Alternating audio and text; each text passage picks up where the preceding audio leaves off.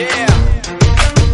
For those of you that wanna know what we're all about, it's like this, y'all. This is 10% luck, 20% skill, 15% concentrated power of will, 5% pleasure, 50% pain, and 100% reason to remember the name.